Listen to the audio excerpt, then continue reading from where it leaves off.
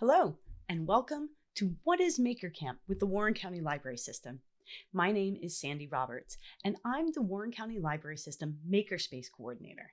That means that all over and all of our branches, I bring all kinds of maker activities, STEM activities, and STEAM activities to our patrons. So I do a lot of the hands-on kind of experiential stuff through our maker space and through our library. But you may be wondering, what is a maker and what is Maker Camp? Well, at its heart, the whole maker movement is about learning to do things hands-on, rebuilding, creating, building skills, and making something new. So we like to take technology and traditional crafts and mash them up to make bracelets sewn out of felt that light up. Or sometimes we'll take 3D printing to make cookie cutters that we can make our own special treats with. So the maker movement is really about learning to just explore our world and create new things, innovate and invent. We like to say with Maker Camp that we like to explore, create, and share, because that's a really big part of the maker movement. It's that we want to share our experiences, share our knowledge, and share what we've made with the whole world. It's all about collaboration and creativity. Let me show you a little bit more to help you understand what the whole maker thing is about. So, in maker education, we aren't real constrained by a traditional subject area. So while STEM is science, technology, engineering, and math, a maker project can literally be anything mashed up together. Usually, we want something to be student-led. In other words, you, as the maker, are the one calling the shots. I might give you an idea, but where you want to go with that idea and how you want to morph it and change it is totally up to you. Now, that does mean that you have more of the responsibility because you have to be in charge of your own learning and skill building. Maker projects usually incorporate lots of play, tinkering, and problem solving. We love challenges as makers. We like to try and do something new. That isn't always easy. It means sometimes you have to take a risk, and it means that sometimes what you make isn't going to work out, that you might fail, that you need to be challenged. Failing forward, making mistakes and learning from them are core to a maker experience, and building our sense of positivity and our confidence to try new things and to take risks, knowing that sometimes they may not work out, is a really, really exciting part of being a maker. It also helps us develop a growth mindset. What that basically means is that you know, as a maker, that your skills aren't set. It's not like you were born to be a great, magician, perhaps. Now, you might have some natural aptitude for that, but if you practice and learn and try, you can be good at anything that you want to be good at. We also like to focus on things like innovation. What is the new next big thing? What are the problems that our world is facing that we need to solve? How can we connect with other groups and make new things by making those connections? And how can we do all of that using creativity and design and a sense of whimsy and fun so that what we're putting out into the world really captures people's imagination? We often talk about the maker mindset in maker programs and in Maker Camp. So we want to strive to grow more empathetic. We want to care about our world and the people in it because we can only invent for people that we understand and care about. We often kind of have a hacker attitude where you're going to take something and take it apart, rebuild it, and make something new out of it. We think in systems, okay? We think in, if I do this, what will happen next? And if that happens, what happens after that?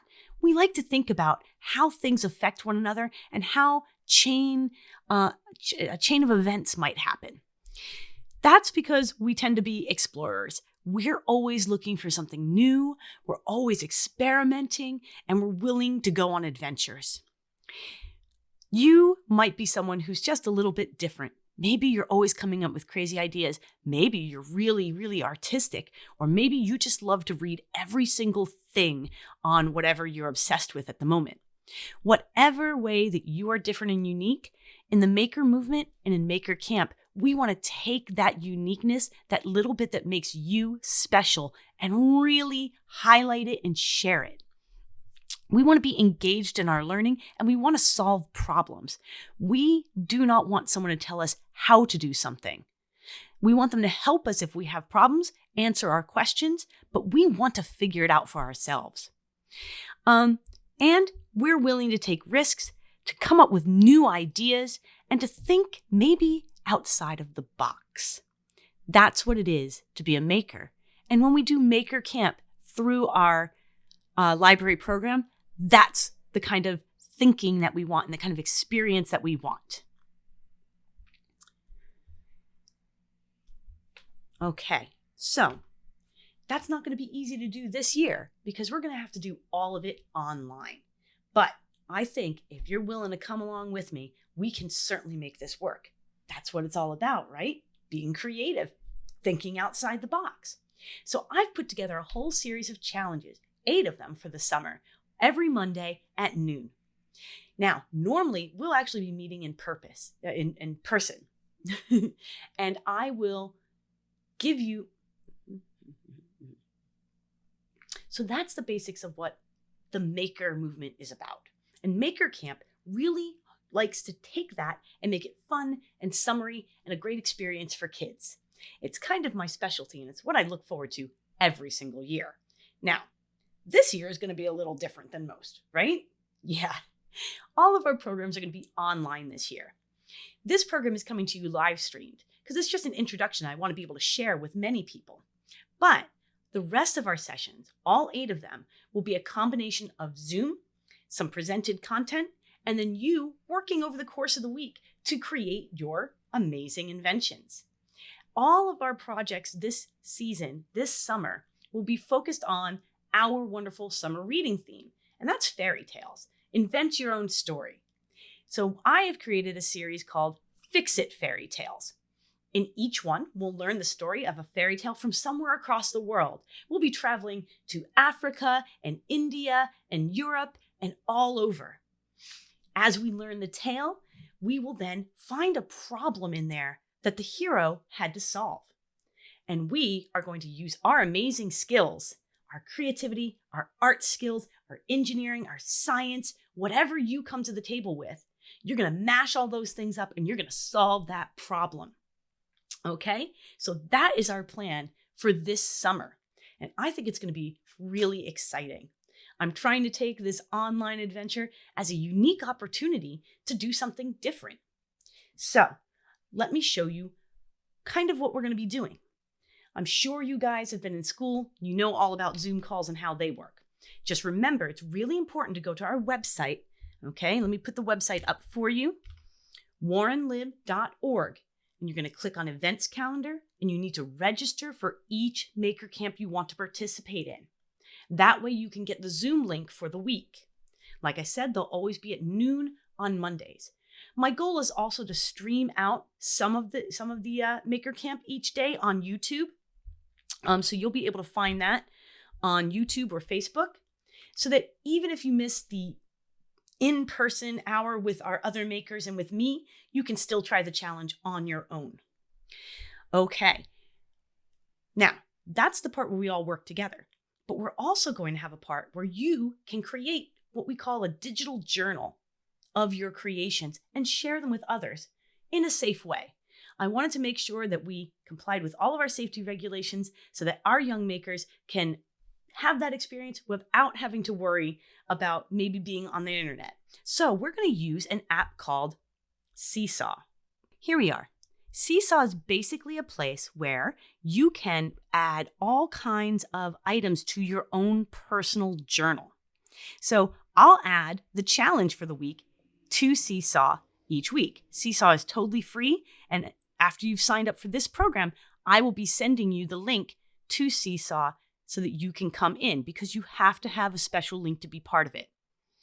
Only people that are invited to Seesaw can be part of this Seesaw digital journal. And I get to approve everything that comes in, so it's really safe. Families can also follow along. So parents, you can see what your makers are sharing as well. In our journal, you'll see each person's individual page. So this is a sample student, for example. When they click on the plus sign, they can post their work. So you can take a photo right on your computer or on your iPad or smartphone, because there are apps that you can use this software on, this Seesaw on. You can draw right in the app. You can share a little video that you can make right on your device. If you've already taken photos or have something on your computer that you want to share, you can upload it. If you're the kind of person that likes to write, you can just go ahead and write a note. And if maybe you are old enough to have made a YouTube about it, or written a little blog of your own, or just want to share a cool project that you found, you can use the link. So you can add whatever you like to your personal journal. Then others, when they see it, let me go ahead and just go ahead and add, I don't know, I'm going to add a drawing. How's that? You'll see here, I can pick all kinds of colors and sketch. I am not a good artist, but I'm working on it. And I come up here, I hit the check mark. All right, and I say, I'm going to put it on mine. And there we go. My amazing artwork has been shared. And now anyone that's part of Maker Camp can see it. They can also come over here and like it, and they can leave a kind and helpful, positive statement about what they liked. So they might say, if they're being very kind and looking for a way to support my creativity, they might say, I love that color of purple. Now remember, if we're having a bad day and maybe we say something that's not kind or that's inappropriate, I can go in there and maybe blank that out and ask you if you want to reconsider. So it's a safe place for us to practice our social skills and our online social skills. Each week there'll be under activities. There may be ideas there. And then of course, we'll have our activities for each week for Maker Camp. So that gives you a little bit of an overview of Seesaw. You'll get more information in the email, but I thought that this would be a really great way for us to get to see all the cool things that we're building together during Maker Camp. Okay, so that's a little bit of the how. Why don't we get to the what for the week, right? Let's talk about this week's challenge. Our fairy tale this week comes from Europe. It's a German tale of a brother and sister named Hansel and Gretel. Once upon a time, there was a brother and sister named Hansel and Gretel. They lived in the woods with their father, a poor woodcutter, and his new wife, who looked sweet but was not kind. The times were tough. A famine swept the land, leaving many without any food. The stepmother, fearing she would starve, went to her husband and told them that they should lead the children into the woods and leave them there. Then they would have enough food. But the father would not hear of this and told her no. Unknown to the parents, the children had been listening. The next day, the mother told Hansel and Gretel to make a lunch. She said that they were going into the woods to help their father with work. But the children knew she was out to do them harm. Being a smart boy, Hansel dropped bits of bread as they walked into the woods, leaving a trail to help them find their way home. Eventually, the mother stopped, deep in the woods. She told the children to wait, and she would return for them. Hansel and Gretel were good children, and they waited for a while, but soon realized she was not coming back. They decided to follow their trail of breadcrumbs home. Unfortunately, birds had eaten many of the crumbs, leaving them with nothing. They wandered the woods, trying to find their way home, but they only became more lost. Soon, they noticed the smell of baking cookies and sugary candy. Running towards a delicious scent, they found a house built of sweets. They couldn't believe their luck, and, starved as they were, the children began to eat the house. But that was when they were trapped. A witch grabbed Hansel and put him in a cage. She planned to fatten him up with sweets and then cook him for dinner. Gretel, she made a maid, forcing her to clean day and night. One day, the witch was very hungry and decided to eat both children. She heated her oven and told Gretel to go and clean the oven for her. But Gretel was very smart and very brave, so she pretended she didn't understand what the witch wanted. As the witch tried to show the girl how to clean the oven, Gretel pushed the witch in, closed the door, and locked it. She opened her brother's cage, and Hansel, who had been watching very carefully, knew where the witch kept her treasure. The children filled their pockets with gold and gems and then ran from the house. Shouting for help, they soon heard a familiar voice. Their father! He'd been searching the woods for days and was overjoyed to find his children. Together, they walked home. When they got there, they discovered that the wicked stepmother had been sent to prison for abandoning the children. Hansel, Gretel, and their father used the gold to find food, and they lived happily ever after. So that's a pretty scary story when you think about it, but Hansel and Gretel were really smart. They were creative thinkers, and they were able to solve all the problems that life threw at them. And as a result, they made it home safely. We're going to start off with a really simple challenge this week. And it's probably one of the tastiest challenges we're going to do this summer. So here's what I want you to do. You're going to go out there and rummage around the house and find some fancy snacks. Maybe some crackers, cookies. Maybe you have some candy, a bit of icing if you've got some or you know how to make some. A little powdered sugar and some milk, and you can make your own icing. You're going to get all that stuff and put it together. And I want you to build your version of the witch's house in Hansel and Gretel. When you're all done building it, take a couple pictures and share them in Seesaw so that we can see all your creativity. This may sound easy, but it's a tougher engineering challenge than you may realize. If you do want to go out and buy supplies, some things I suggest are, of course, icing. Graham crackers are really useful for this. Twizzlers can be really useful. And pretty much any hard candy that you can attach to the outside of your graham cracker house. But it's really up to you. Maybe you like to build with healthy snacks and want to use fruit leather and apple slices. You can do that. Maybe you want to try for a totally candy experience. Go for it. Maybe you just want to build out of sticks and stones and other materials. That's okay too. All right. But the goal is to try and recreate what you think the witch's house in the story might have looked like out of materials that you have around the house. I will post a couple of examples for you, but I can't wait to see what kind of creative things you come up with. So make sure you share those on Seesaw. If you want to, oh dear, what is going on here? So here's our Facebook page. If you want to, you can also share those on Facebook or on Instagram and just tag #WarrenLib, so other people can see the cool stuff you're making. Okay, that's pretty much it for today. I want to just remind you, oh, that's not the right one. Here we go. I want to remind you, go to warrenlib.org, go to that event calendar, look for Maker Camp, and make sure that you register for each challenge that you want to do. We'll be doing a different fairy tale each week, so it's always something new.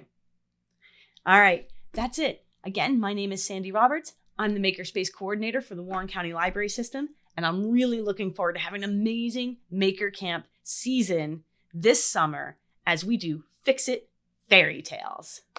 Take care, and I will see you next week.